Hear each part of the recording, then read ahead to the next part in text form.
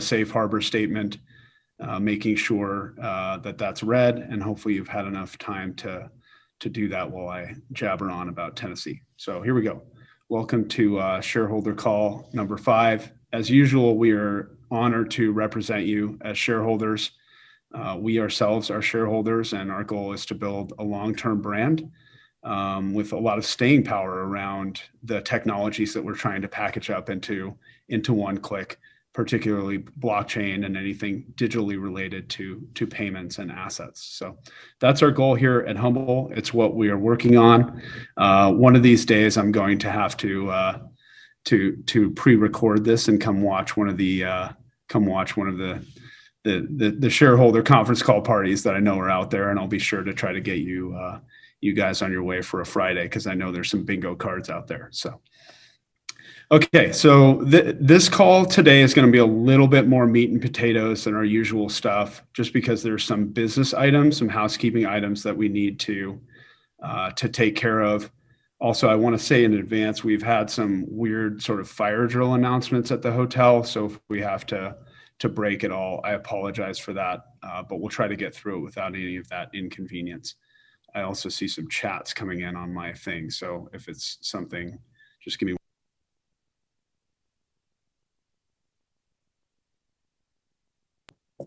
Great, cool. All right, so nothing important on chat. We'll get into it. In terms of the business insights, we're going to share with you all some of the patent filings that we've done. I'll also go into the preferred B share structure just to make sure that's covered off, and so on, and then the M&A updates, some of which were announced even today with Monster LA on the creative studio side. So just so honored to be working with some of these people that we're merging and acquiring with. From a product roadmap perspective, we have really clear goals in the 3 interrelated divisions that we need to get done between now and the end of the year. Obviously, you want it all tomorrow. I know that. And it's something that I do too, but you have to balance out good meetings with product, project management, technology teams, not burn everybody out. So we are pushing as hard as we can on the envelope to get to things like peer-to-peer in the mobile app, as well as some digital asset inclusion features.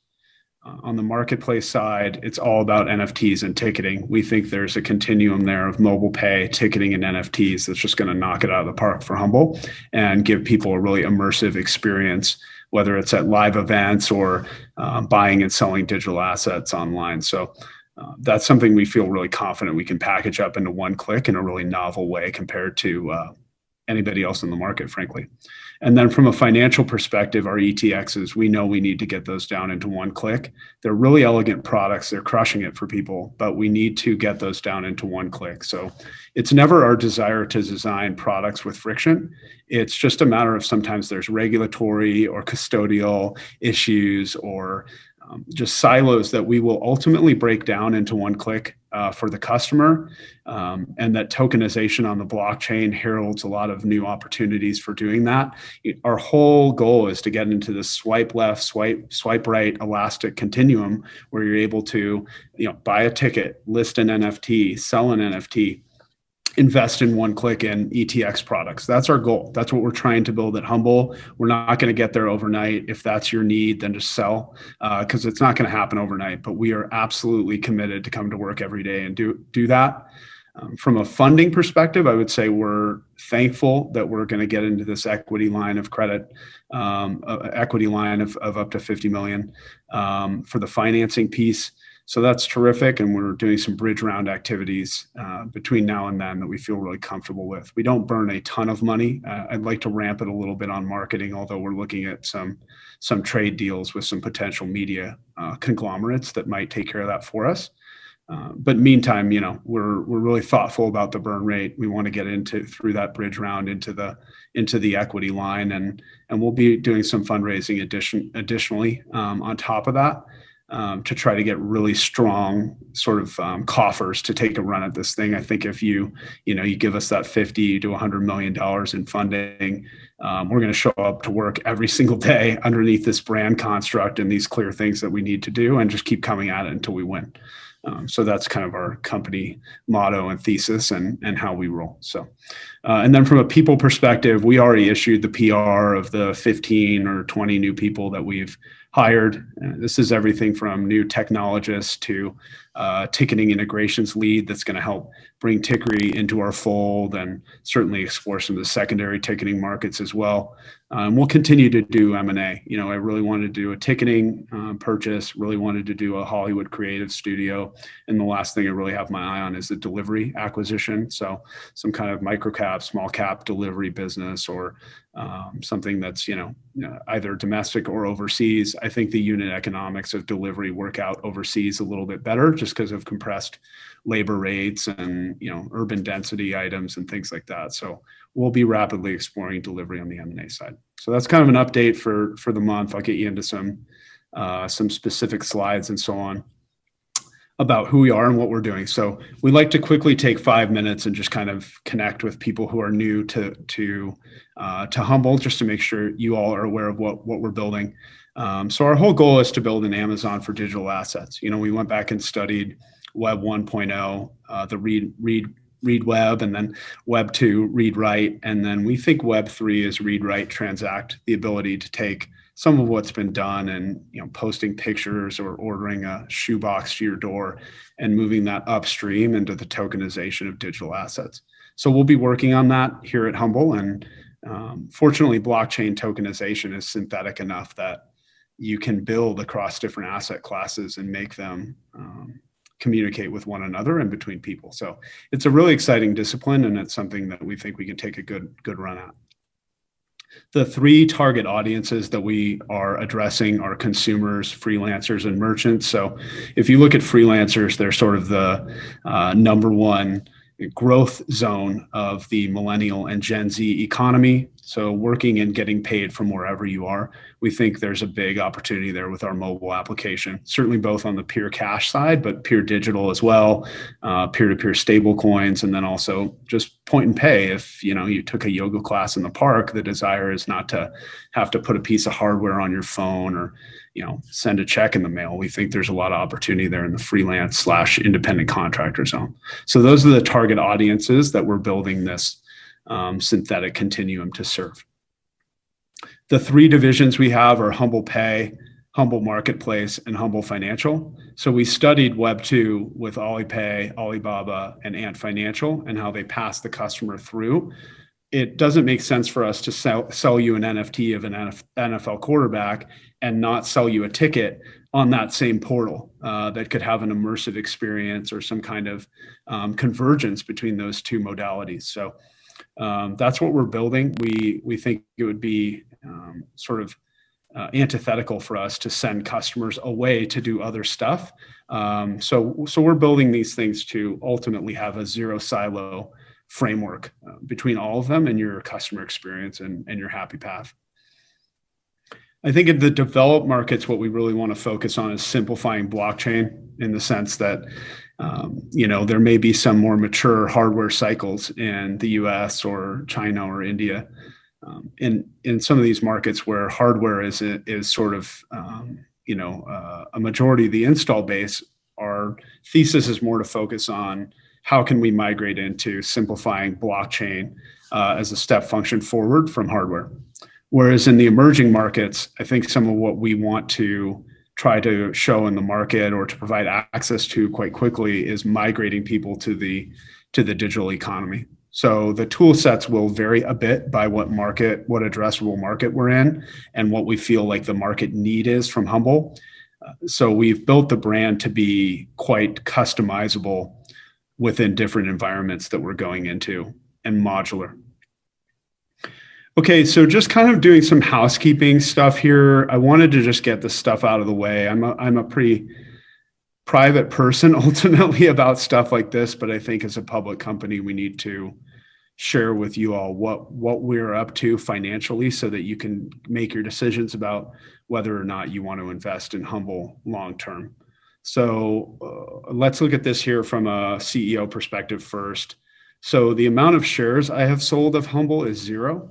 Just so you know. The salary I will be taking this year is going to be $1 The amount of shares that I have retired from the float so far of my own are 137,917,334. And those are post-split numbers. So those are just shares that I just, literally retired, took out of the float of my own.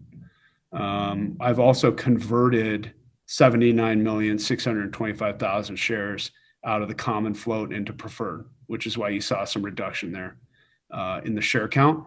And then lastly, I'm locking up 45% of the preferred Bs through the end of calendar year 2022. So I am doing everything I can as a CEO to show you that we're going to show up and get the reps in every day. And I'm right here with you as a shareholder, and I want this to work. I have my entire future staked on whether or not this works. So we've been at this a while. We've put friends and family money into building this business, plus the long hours, and we're right here alongside you as investors. So I wanted to just kind of share a personal moment with you all as shareholders that I haven't made a nickel off of Humbl yet. In fact, I've put in quite a bit of my own money. You'd be amazed at how much 5 law firms can cost in a month. So although we thank them, the preferred Bs issued in the reverse merger, 45% of those are held by me. So those will just take those out of the float through 2022. And Brian and I, or one of my attorneys and I, who's a dear friend, we'll work together this weekend to draft a document, put it on the blockchain as a registry, and say, hey, this is the commitment that I'm making, and we'll put that up visibly for you all.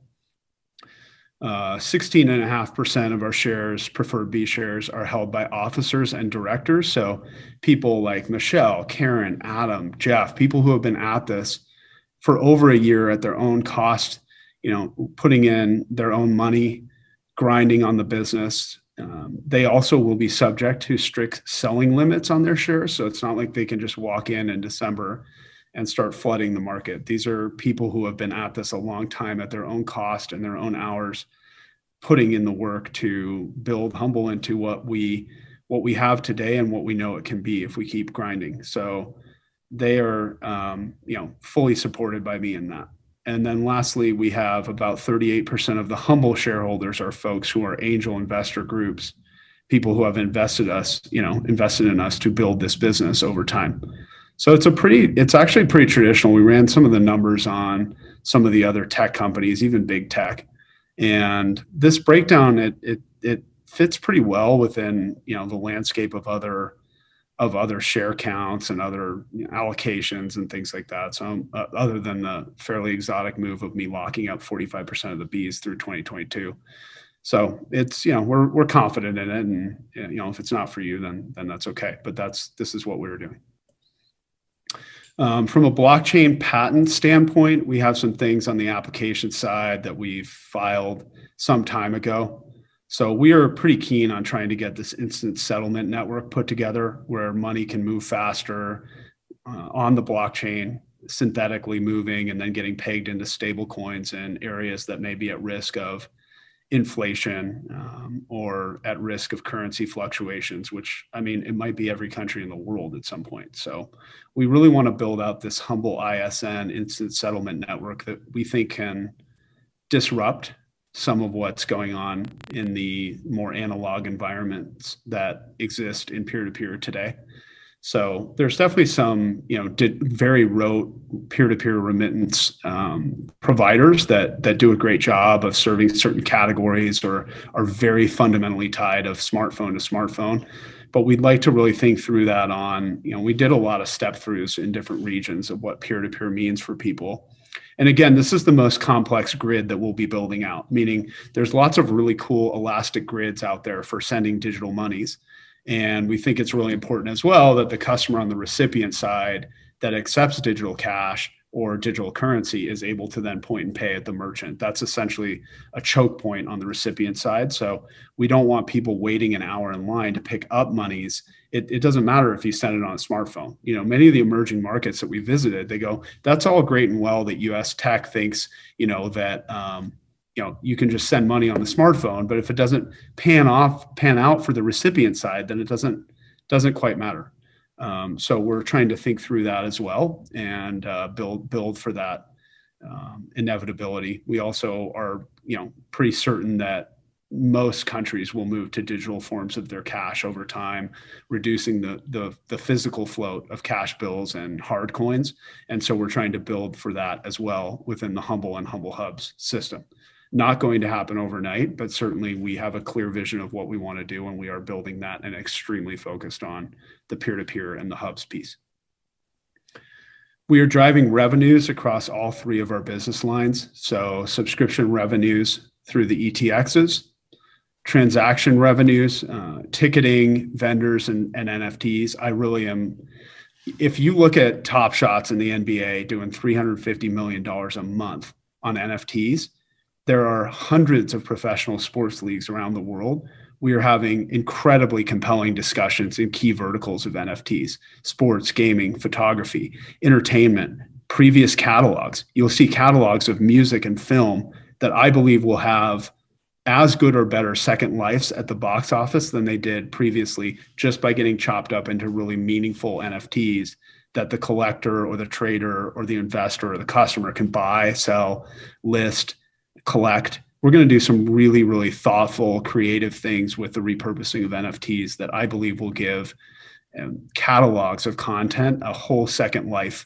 in the digital metaverse. So it's just such a cool space, and it's limitless in terms of the amount of dollars that are attached to it, but also the implications for the use cases of tokenizations and digital assets. So amazing conversations in this zone that fit perfectly within mobile pay, NFTs, ticketing, and immersive experiences. So we're thrilled to be jumping into that space, and it fits perfectly within our mobile app. On the mobile app side, we launched the merchant piece. So a couple key countries, right? US, Canada, Mexico, New Zealand, Australia, Singapore were the first target zones to test. We launched so broadly on our ETXs that we wanted to stay a bit tighter on the initial release of the mobile app. The tech guys, they're very aware of the need to plug in digital assets and peer-to-peer and stable coins and all the stuff you want in there. Plus the content side that I want, and the ratings and review, more ratings and reviews, deeper content around ratings and reviews, much more visual and robust. So we're aware of the requests in the market and the desire for us to move those forward faster. And we all feel the same way. So we're on it. We're just going to give us some time to get that done. And our growth strategy remains horizontal and vertical in terms of M&A. We will be looking to buy other mobile pay businesses or hub businesses, including delivery as well. So the challenge I gave our team, and we're up to about 35, 40 people now, but I wanted to keep it really clean, just sort of one goal per division, which is basically in the Humbl mobile pay app, we know we need to get to peer-to-peer, fiat, and also digital. And stable coins. So we know we need to get to that, and we will be working on that. Also, over time, we will be expanding the merchant load. We have partners, exclusive partners with whom we've inked deals that will allow us to move the point and pay, rate and review business. That's not going to be a problem for us. The architectural challenges sit within fiat, digital assets, and then the merchant load, because sometimes your wallets have to be deeply separate custodially from a merchant environment to a peer-to-peer environment. So a bit of firewalling there that we need to think through with our regulatory and our legal and so on, so we make all the right moves. But the tech is there. We had fantastic peer-to-peer banking meetings this week out here, and certainly have some plugin partners that have built amazing elastic money grids that literally, think of it like as cell networks. When Verizon or AT&T sat your coverage on top of these cell networks, that's exactly what's going to happen with digital money. And Humbl will be the brand that sits on top of that to do it. From a marketplace perspective, we really want to get that NFT gallery going. So this is a really curated environment, a gallery, not a theme park. So just a gallery curated: sports, gaming, photography, entertainment, stuff that's really thoughtfully curated.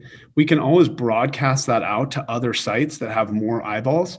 So think of Expedia or Priceline, where the same airline ticket is on 3 or 4 different websites until it's sold. And that's sort of how we're going to be experimenting with the NFT business, is we're going to be sitting there saying, okay, we're generating world-class creative content for our clients, right? Whether it's sport or entertainment.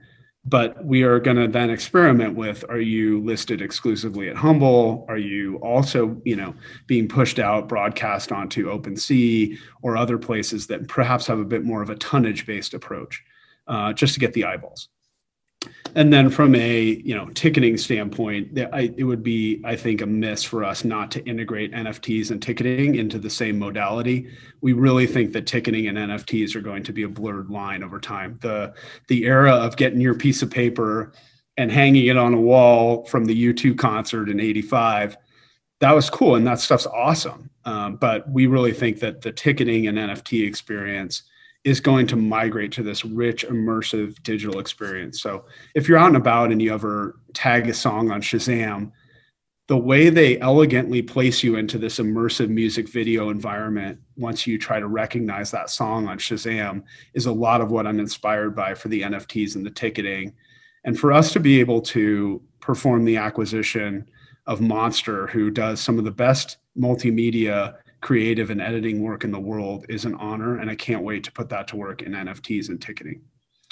Lastly, the business division, Humbl Financial, these guys are just such a joy to work with, cranking out 25, 30,000 lines of code right on time, very focused, delivering great returns so far for our investors, both in protection to the downside, but certainly harvesting the upside of digital assets as a new asset class. The block ETXs, we are aware that those need to get down into one click. That's just going to require some additional regulatory and custodial capacity. So we'll be meeting with banks and custodial wallet partners and really thinking through how we can allow you to invest spare balances in those ETXs or park them in stable coins or buy crypto and earn interest. So there's lots of cool things that can be done here. We do think the bank branch gets replaced by one of these mobile wallets, and that's what we're building across these three divisions. So I've given our divisions their really clear goals between now and the end of the year. The timelines at which they accomplish those will be defined by product line, technology, project, and engineering teams.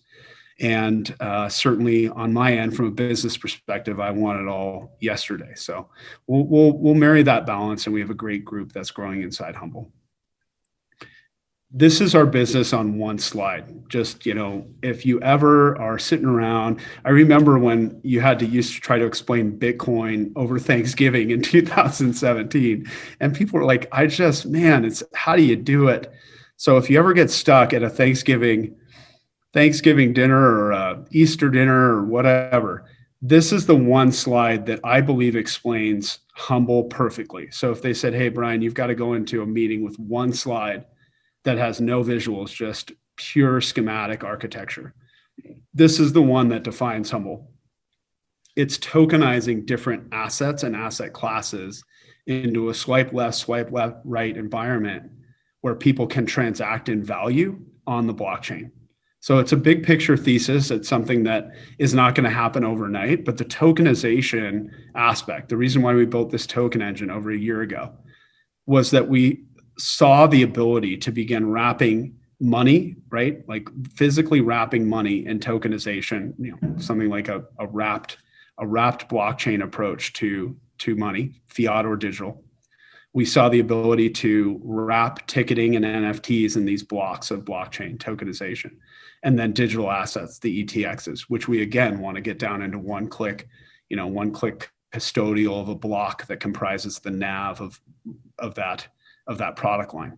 So this is what we're building on this continuum. And if we can make this really immersive and elastic for the customer and synthetic to use, it's going to win, in a big way. So this is what we're building. It's our passion. I would work on this for free every day until we got it right. So it's our passion, and we're excited to have those of you on the journey that have joined us. It's just something we're really passionate about, building this vision. In terms of kind of where we are in the life cycle of the business, we went back and studied the Web 2 companies that did well, right? Packaging step function technologies like the internet and packaging them into one click for the customer. So Facebook, post a picture, leave a comment. Netflix, watch digital content. Amazon, buy shoes online. Apple, download mobile applications and share with friends. So we really like the way that the FANG stock set up over the last 20 years to package step function technologies like internet and cloud. And we are trying to do the same thing at Humbl for the blockchain. So just by business division, just quick updates here. We did launch the mobile app. This is a studs of the house version of the mobile app. So give us some time before you start criticizing the wallpaper, because we're getting there, and it's going to be the bones of something terrific. We are building this in a modular capacity. And what that means is basically Javi and the team view this, I call it the travel converter pack, where basically what Humbl looks like to our partners in Chile, for example, is going to be different than what it looks like to you in the United States or what it looks like to you in Colombia or Brazil. So we are architecting it in a modular way where it can be customized for the region that it intends to serve. And a lot of what this is it's the old Cisco thing of plugging in a bunch of wires and routers and switches that you don't see. You just see a black box. And that's what Humbl's about, right? Is packaging up all these really, really cool things that are going on in fintech that are way above our pay grade to ever be able to build from scratch. We have our own IP that we're developing. We have our own novel blockchain concepts that we're building around and so on, like the ETXs. But then there's other places where plug-in partners make an enormous amount of sense. Again, like these elastic grid partners that have built out these amazing digital money networks that are largely behind the scenes or engine inside type of environments that need brands like an Apple or a Facebook and Amazon, like they did by coming in over the top of the internet. We are doing the same thing by coming in over the top of blockchain and digital money and digital currencies and digital assets. So that's what we're building, and we hope to really simplify and package this for global customers and make it modular so that we can plug to socket each different environment. So we have the merchant, scan, pay, rate, and review. I want that to be really rich, immersive, the best review grid in the world, and also helping people who right now are just taking cash and coins to migrate to being able to take digital monies, even from tourists, for example, is a huge business. The peer-to-peer side, we want to get that into both fiat and digital assets. So working hard on that with our banking partners and our technology team to move that forward, as well as some custodial wallet plug-in partners. Then we have the digital assets. I call this the blockchain module. This is, of course, something we're very passionate about, and we welcome Adam Wolf in his new role as blockchain head, and we're stacking up his team as well. So this will be the digital assets piece, NFTs, ticketing, ETXs. The more we can get those into one click, this thing's just going to be a flywheel. And then lastly, delivery. We are on the look for a very affordable, but perhaps well-networked delivery business that we can roll out, not necessarily in the US, but use its component parts, its grid, its maps, its technology to roll out in markets where we think the unit economics of delivery might actually make sense. So this is sort of the full funnel technology stack with which we're working. The search and discovery layer is we want you to be able to pull up Humbl anywhere you are in the world and find an event near you, book a ticket, connect with people in that area to be able to pay them for merchant services or send them monies for services rendered. That's the stack we are working in. So it starts with discovery. The merchant layer is fairly rote commerce of people you may or may not meet again, but at least you're getting some payment and ratings features together. And then the consumer side, which is like that deep peer-to-peer layer or on an individual basis, allowing us to provide you with offers that we think are great. Buy crypto, earn interest, park in stable coins, invest in our novel ETXs. Those are the things we're trying to package. So it's a very, very clear modular approach to what we're building. So we just need to really stick to, here's the engineering schematic of what we are building. And if we come to work every day and build this, we will do very well as a team. And again, finalizing the thesis of just that money, we believe that money is going to move to digital, largely to digital formats. We think that paper currency and hard coins probably start to go away from a percentage basis in terms of fiat float, and that the need for a Humbl hubs and merchant outposts will be evident, and that we want to try to build against that architecturally. So the key features that I've asked for in the roadmap from product and tech team are, on a peer-to-peer level, be able to request money, send money, and exchange money in that process. On the digital asset side, it's a custodial wallet, very separate from the merchant or the fiat peer-to-peer side, so very firewalled to buy crypto, earn interest, or park in stable coins. Those are really the three sort of key things we want people to be able to do in a very firewalled component of the application that's called a custodial wallet. And then the merchant side, we have discovery, maps, ratings, reviews, and scan to pay. On the financial side, it just couldn't be more excited about the way that this business lineup is shaking out. We had a vision for this, and to just see it, in Times Square and out there with people subscribing to your products, that you had in mind and teamed up with guys to build. It's just been an honor to roll this product line out with the right people and to build it. And we look forward to customizing this as well, right? By region or by thematic discipline, by vertical. There's so many different ways we can apply the ETX product line, particularly in a custodial way. Once we get there to the tokenization, where basically it's reflected in a NAV for the ETX, that's our goal. We want to get these things down to one click like crazy. The returns, I don't want to talk much about the return side because obviously investing is risky. You can lose all your money. There's tons of riders we need to have up around this and that we do on our website. So I want to just be really clear that, this stuff is not static, right? It changes every day. The markets are open 24/7. This is not investment advice. I'm just showing you what our products have done so far for the customer. And it's really exciting to be able to show this and say, hey, this is what we're doing on the ETX side. So we really see a lot of opportunity for this, but I do want to just call out, the investment risks and advice of this section of the deck. And then lastly, on the ticketing and NFT side, we are very cognizant of the need to build revenue structures around our business. So you can see this particular call is a bit more business oriented because we're getting into the run it 3 yards up the middle portion of our business where we need to start working the revenues and the fundamentals and getting into a process of building a very lasting business. Part of the way we will do that is through the ticketing piece. So the Tickery side, they have already achieved one of their post-COVID goals, which was to achieve 1 million in gross ticket sales over the last 30 days rolling period. Sorry for that typo there. In gross ticket sales over the last 30-day rolling period, aligning well across mobile pay and NFTs, a 33% increase in ticketing sales over the previous 30-day period. So this is just it's an amazing product line. The group is well-oiled machine. We've been hiring up on tech, engineering, involving them more with their creative teams. Not only does Tickery have fantastic creative teams and implementation teams, but we also are excited to have them join up with the monsters of the world and start creating these mobile pay, ticketing, and NFTs continuum across sports and entertainment and all the cool verticals that we'll be sort of enjoying as a recovery out of COVID. So we're just,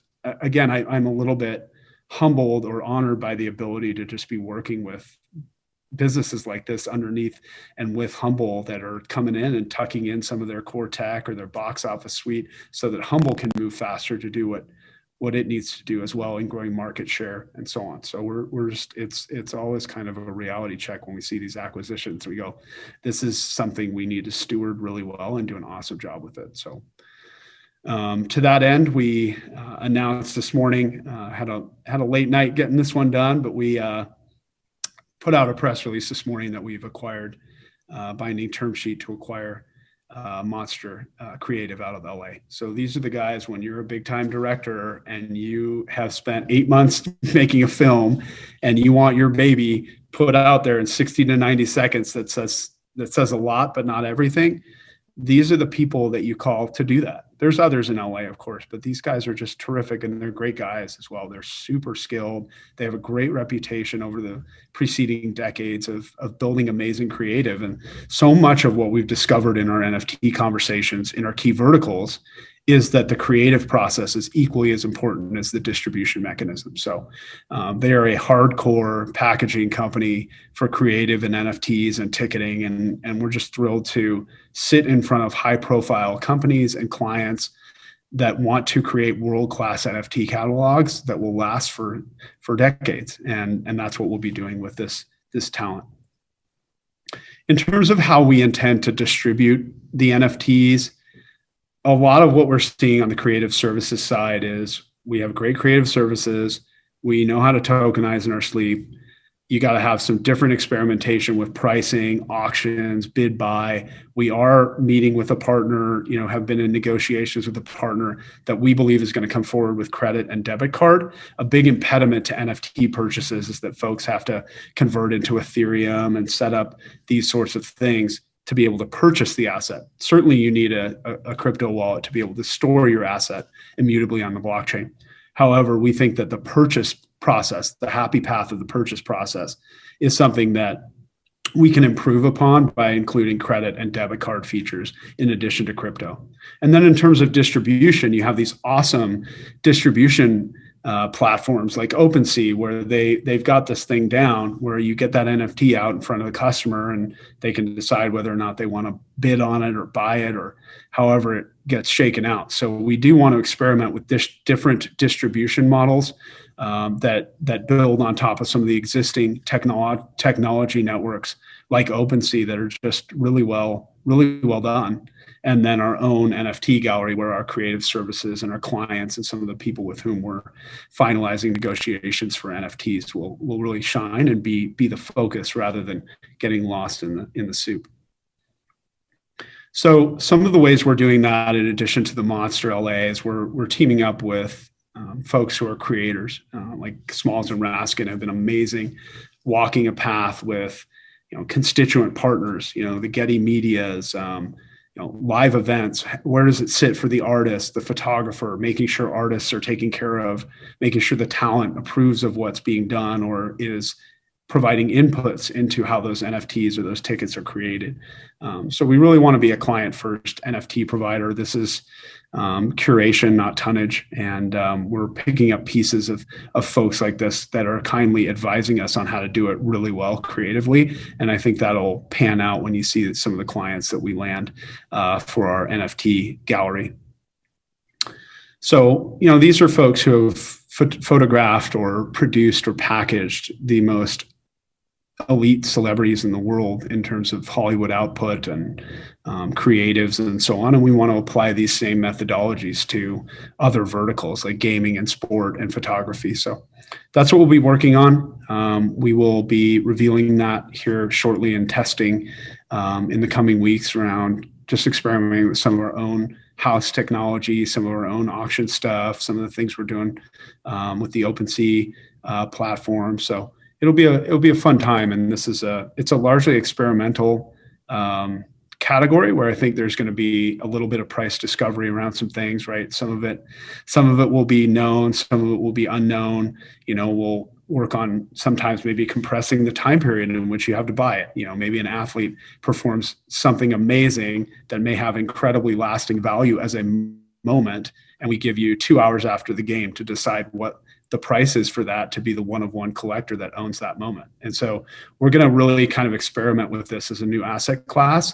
If you look at the way the NBA is doing it, they're doing these packs of $5 packs that millennials and Gen Z are just chewing up. And then they have LeBron highlights that are going for $250,000 a piece. So there's a lot of price discovery that comes in with this. It's very similar to stock markets in a way, or collector markets. So we'll have a lot of fun with this, and we're honored by some of the partners that will be coming forward to help us curate this environment. So it's not a bubble, but it's a really lasting space that has some cool value assigned to it. So we're thankful for that. And finally, the strategic roadmap. So we completed the reverse merger in Q1. We have launched the Humbl marketplace. Again, the focus there being NFTs and ticketing. We'll be continuing to pursue M&A and country rights. I'm so just excited to work with our Chilean partners. These guys are a multifamily office, best of breed in Chile. We're going to pilot some things in Chile with them around tokenization, whether it's real estate tokenization or mobile payments or collective acquisitions, venue development. We're kind of figuring out exactly how we want to pilot that country. And then once we figure it out, we're going to work together to either sell country rights in other areas of Latin America or have someone take down the entire region. So we're just thrilled and honored to be working with those guys in Chile. They're very thoughtful, they're extremely analytical, and it's going to be fun to figure out that mousetrap in Latin America so we can roll it out very quickly at pace once we know how to make the Big Mac together. We secured our ticker symbol, OTC Humbl, so that was exciting. Obviously, we've gotten some pickup there on CNBC, Bloomberg, Forbes. So that's been kind of fun to experiment with different media formats and so on. And, I'll improve every day on how we handle our media. And we're learning every day, too, about what formats are right for us or how we can adapt to the format. I went on CNBC and it was interesting. I haven't watched a lot of TV in the last 6 to 12 months because I've been so under a rock trying to build this business. And I forgot how fast TV moves, network television moves. So that was kind of interesting. And, we've been doing some things, long form pieces with the magazines, and I'm exploring doing a podcast with a large media company. So we'll see. We'll try some things to see what works and scrap the stuff that doesn't pretty quickly. We launched Humbl Financial. Again, I'm so proud of how that product line is doing versus mutual funds and ETFs and so on. So shout out to those guys. We secured some initial country rights in Latin America with the Chilean deal. And we have the binding term sheet with Tickery and Monster LA. So we've got the ticketing business, we've got the creative studio, still on the look for a delivery business. And the mobile app, the bones of that are launched. So we're feeling like we're making a ton of progress. It's never fast enough for me, but our teams are trying like crazy to get stuff pushed out. We've got the audited company financials, so that's moving along, and we'll continue to do that on a quarterly basis, and so on. And we hope to really show kind of some around the turn behavior in Q3, Q4, really getting into a more fundamental framework of our revenues, particularly with the acquisitions that we have either made or that we will be looking at from a top line revenue perspective to fill this thing in underneath the pyramid. And then lastly, just driving revenue growth, as I say, with Q3, we really want to get a strong foundational base of top line revenues in ticketing, NFTs, mobile pay acquisitions, and so on. So we will be extremely focused on revenue in Q3 and Q4 when we have these component pieces ready to go. And some of the product lines that we're playing in, like NFTs, can drive extreme levels of top line very quickly if you catch a bid on who you're working with. And then always we'll be improving the technology product. Like if there's an investment we make, it's in our tech team. So I want us to have the best tech team in the world, both in blockchain and in traditional fiat. So that is something we will relentlessly invest in addition to M&A. I'll also take out, under a certain level, I'll put this in my note over the weekend, but I'll also be taking out from my shares anything that we do in M&A, so there's no dilution. I'll just go ahead and commit to that as well. And then lastly, the shareholder conference. We looked around a bit downtown yesterday in Nashville. I think we found a place with that, so we'll make some announcements there. I think you saw on Twitter a few hours before I came on the call here. It's always a flurry to get all these slides done before we come on, but we're going to be coming in as the official NFT provider of the Pilgrimage Festival. So what an awesome group of guys and an amazing venue. Like this thing is going to be so cool. We're going to just try to make it the most innovative festival in terms of NFT content. And, the whole goal is for us to have this mobile pay, ticketing, and NFT continuum that we're going to build in to our mobile application and our website. And so, we're really excited to work with live festivals or events on what NFTs look like. What does the artist want? What is the artist comfortable with? Can we get their input? How does the IP shake out? What is where's the dedicated photographer or videographer to do that? Where's the editing bay? So just really thinking through the quality procurement of fewer, bigger, better NFTs and making sure it's a great experience for the fan and for the artist, and so on. So we're really excited about that. I think we may try to do a Shareholder West event. It depends. I haven't been in touch with the guys at Kaboo, but I think I'd like to try to do something on the West Coast with Kaboo, and certainly we've put a bid in here with Pilgrimage to do something Shareholders Southeast and Midwest in Nashville. So certainly hold that last weekend in September to try to come down here and do some things around the Pilgrimage Festival. I'm not sure if the Titans are playing yet on that Sunday. We'll know May 12th, but that might be fun to get a group set of group tickets to go out to the Titans game. And then on the Friday evening, we may try to do something downtown in Nashville. So we're efforting that. We had good dialogues with a venue in downtown Nashville that we like. So we're hunting that, but we're pretty close on putting out some notes about Shareholder West and Shareholder Southeast, which is probably how we'll do this thing. So anyway, it's been a really fun time back out on the road. We represent you all wherever we go, and we just want to thank you for consistently tuning into what Humbl is up to, and we hope to show you progress on a monthly basis of everything we're doing to try to make this business come to life. So thank you again, and we appreciate it, and we'll see you again in a month. Thanks, Joe.